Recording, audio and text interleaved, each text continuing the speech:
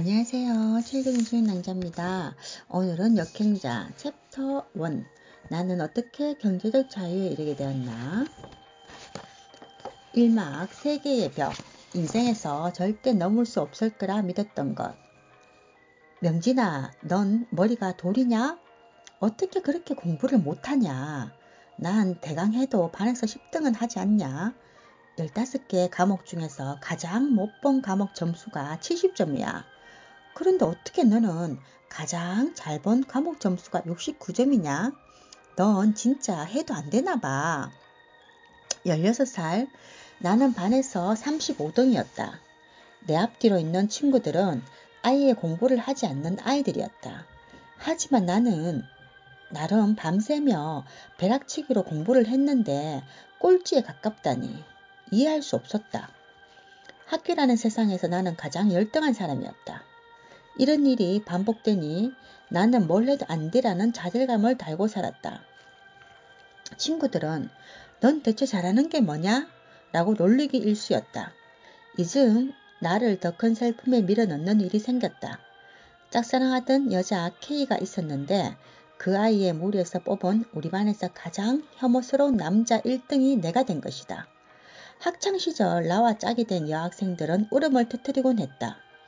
그런 일을 자주 겪어왔음에도 혐오남 1위는 꽤나 충격적이었다. 공부 못하고 못생기기만 한 게 아니라 돈도 없었다.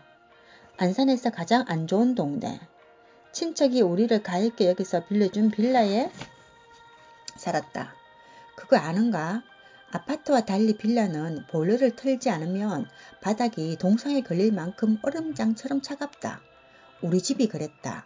집안에서도 양말 없이 지낸다는 건 상상할 수 없었다.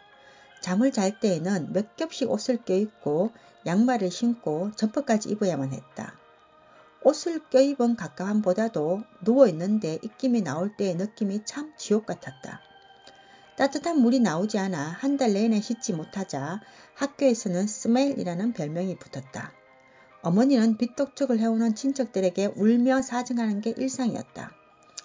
신이 원망스러웠다. 부모님도 괜찮은 외모를 갖고 있었고 형도 연애를 하고 있었다. 나만 유독 못생긴 것 같은 생각에 내가 좋은 자식이 아닐까 생각해 보기도 했다. 종종 어머니는 나를 다리 밑에서 주워왔다고 놀렸고 가족들은 웃었다. 나는 그 말을 들을 때마다 웃을 수가 없었다. 정말 이 못난 외모는 주워온 것 말고는 설명할 길이 없다고 생각했다. 신이 있다면 정말 이럴 수는 없었다. 낡은 화장실에서 거울을 볼 때마다 나는 평생을 잘 살아낼 자신이 없었다. 중학생 시절엔 항상 잠들게 신이시여 정말 저를 가볍게 여기신다면 내일은 제 외모를 바꿔주세요. 세상은 너무나 불합리한 것 같았다. 공부, 외모, 돈, 그 어떤 것도 나에겐 넘을 수 없는 벽처럼 느껴졌다. 나는 도대체 왜 평범하지도 못할까? 나에게 가장 높은 벽은 4살 많은 사촌 누나였다. 누나 부모님은 교장 선생님, 교감 선생님이셨고 부유한 편이었다. 잠실에 살던 누나네는 명절이면 소고기를 먹었는데 그것도 참 부러웠다. 누나는 얼굴도 예뻤다. 우수한 성적으로 교대에 입학해 초등학교 선생님이 된 누나는 신부감 1위였다. 당시 교대는 내 성적을 비웃던 10등 친구도 절대 넘볼 수 없는 대학이었다.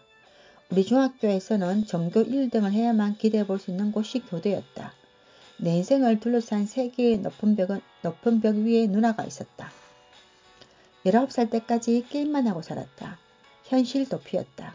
잠에서 깨서 다시 잠들 때까지 게임만 했다. 19살이 되어 대입 공부를 했다. 1년 내내 공부했지만 평균 수능 등급은 5.5 등급 정도로 1년간 노력한 점수가 전혀 공부를 하지 않는 친구보다 못했다. 지방대 야간 컴퓨터공학과에 예비로 들어갔다. 하지만 나는 학과 공부 자체의 어려움을 느끼고 곧바로 학업을 포기했다. 보다 못한 어머니가 다그치셨다. 명진아, 좀 인간답게 살아라. 쓰레기처럼 집에만 있지 말고 알바라도 해. 알겠다라고 말은 했지만 나 같은 외모에 히키코모리를 누가 뽑을까? 자신이 없었다. 편의점이나 고깃집 아르바이트를 10군데 정도 지원했지만 정말 아무 데서도 날 뽑지 않았다. 그러나 어머니는 포기하지 않으셨다. 아들, 오늘 엄마가 영화관에 갔다 왔는데 알바들이 멋있어 보이더라. 우리 아들도 잘생겼으니 거기 한번 지원해보자. 나는 생각했다. 어머니 눈에만 잘생긴 아들이에요. 저는 세상 쓸모없는 존재일 뿐이에요. 계속된 어머니의 성화에 억지로 지원했으나 당연히 탈락. 화가 난 어머니가 영화관에 전화해서 격렬히 항의했다. 아니, 왜 우리 아들이 안 돼요? 얘가 어땠어? 당황한 매니저는 안 되겠다 싶었는지 마지못해 제안을 한다. 그럼 평일 오전 시간은 어떠실까요? 그때는 어차피 지원자가 없으니까요. 그 시간도 괜찮으면 아드님 보고 오라고 해주세요. 나는 이렇게 첫 직장에 나가게 됐다. 기대가 아주 없었다고 하면 거짓말일 것이다. 하지만 히키코모리 게임 오타쿠를 반겨줄 사람은 없었다. 일을 하자마자 왕따를 당했다.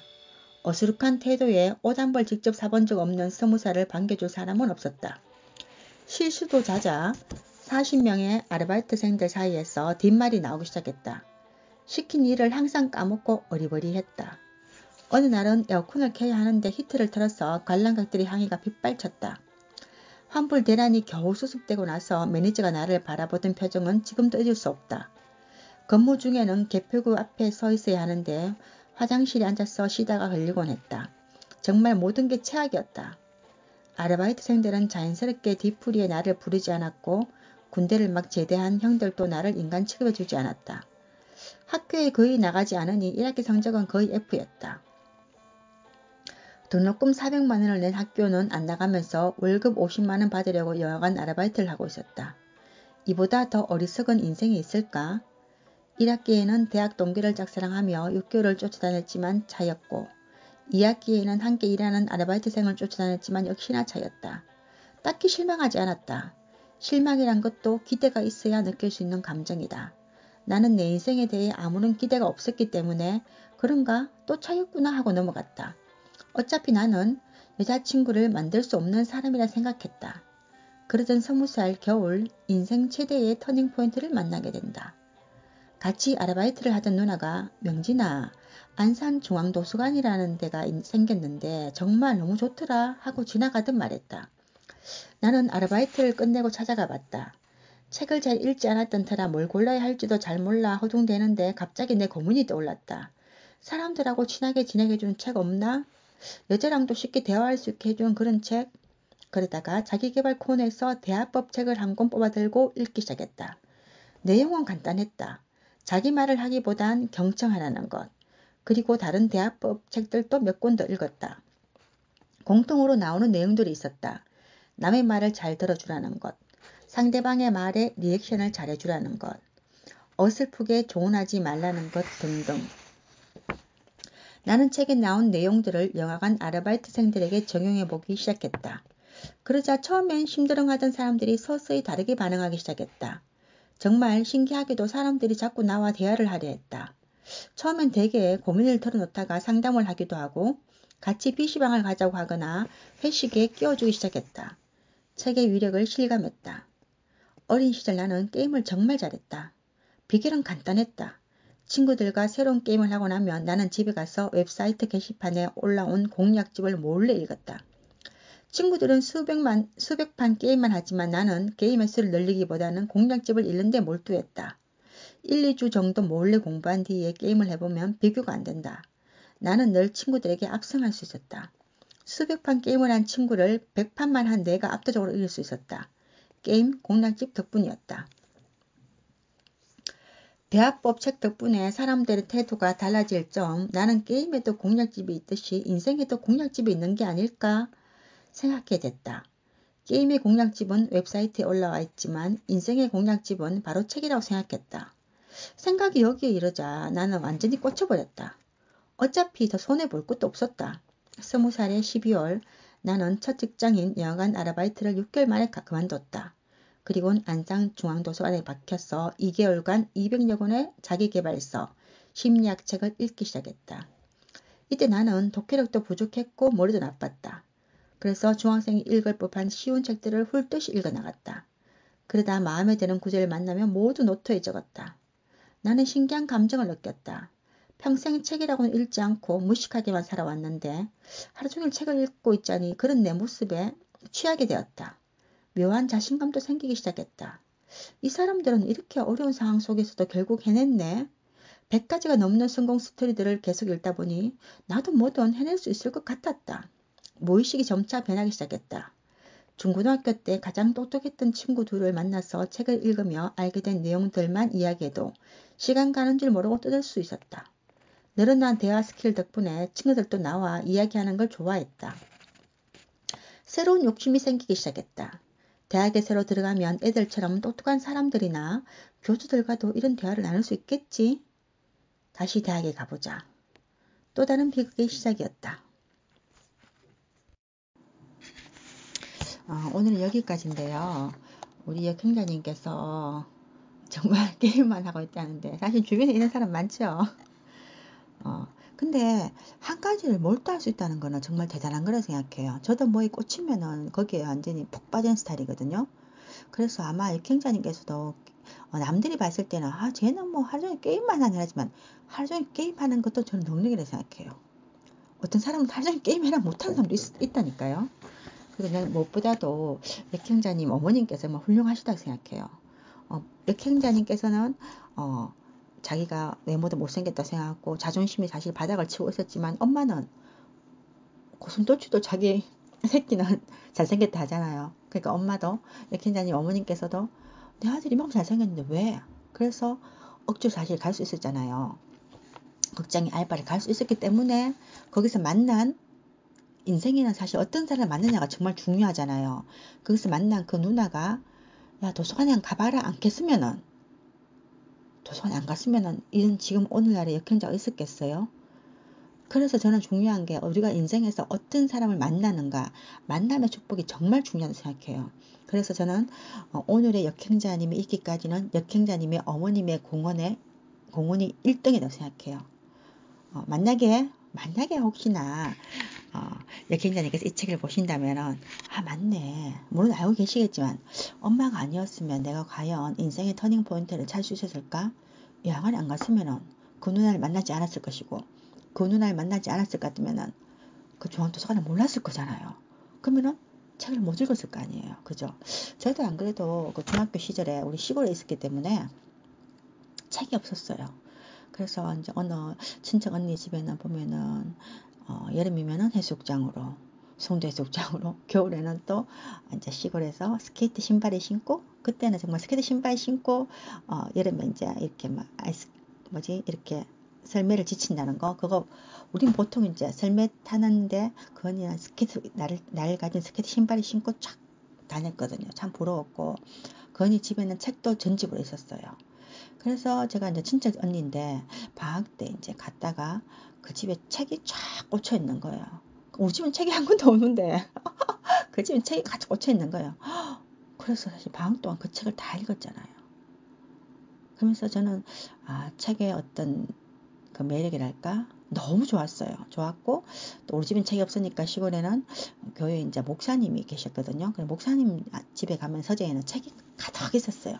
그래서 가서 날마다 한 권씩 빌려와 읽었는데 지금 생각하면은 제가 물론 중학생이니까 좀 컸지만 그래도 순진한 시골 소녀가 어느 날 이제 책에 이제 그 주는 그 기쁨을 알고는 시골에는 책이 없으니까 목사님만 찾아가서 책을 읽고 또 목사님 빌려주면 읽고 또 갖다주고 읽고 갖다주고 이랬다는 거 그 자체가 사실 저한테도 정말 큰 기쁨이었거든요. 그래서 저는 역행자님께서 책을 읽으면서 내 자신이 아주 대견스러워 보인다는 그 마음을 저도 알아요. 알아서 좋은데 정말 이 책을 제가 읽으면 읽을수록 이 책을 꼭 우리 아들들이 읽었으면 이 생각이 드는데 사실 책이라는 것이 우리 맨날 뭐 책은 책 속에 보화가 있다. 책은 뭐 인생의 선배다. 이렇게 말은 하지만 사실 요즘은 책 안 읽어지잖아요.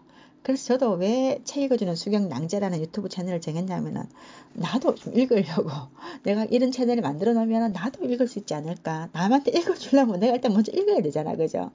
그래서 저도 하는데 사실 책을 좋아한다고 말만 하지만 사실 저는 오히려 책을 사놓고 그 책 껍질만 봐도 사실 행복한 그런 사람이었거든요. 내가 다 읽지 않더라도 책이 가득 있으면은 마음이 푸근하다니까요. 그래서 사실 우리 아이들에게 저는 어린 시절에 그걸 못했기 때문에 집에 책이 없어지니까 책을 못 봐서 빌려 읽고 막 이랬는데 그것 때문에 우리 아이들에게는 그런 걸 안 겪게 하기 위해서 책을 진짜 많이 샀거든요. 몇 천만원치 샀을 거예요. 어떤 데는 남편이 또 책 샀나 이런 소리 듣기 싫어갖고 몰래 살짝 갖다 놓고 책이 좀 많아진 것 같다라면 아니 똑같은데 이렇게 할 정도로 책을 많이 샀는데 또 너무 많으니까 애들은 사실 잘 안 읽는 것 같더라고요. 그렇지만 저는 아이들이 그 책을 다 읽지 않았더라도 그 책 제목만 봐도 저는 그것이 아이들이 살아가면서 언젠가 그 인생에 책을 다시 찾는 날이 올 거라 생각하고 있거든요. 그래서 오늘 여기까지 읽었는데 일단 책을 만나서 인생의 터닝포인트를 만난 거 정말 대단한 겁니다. 여러분들도 기대하세요. 우리 인생에 어떤 만남이 있을지 모르고 언제 내 인생에 터닝포인트가 올지 모르니까요. 희망을 가지십시다. 오늘 여기까지입니다. 감사합니다.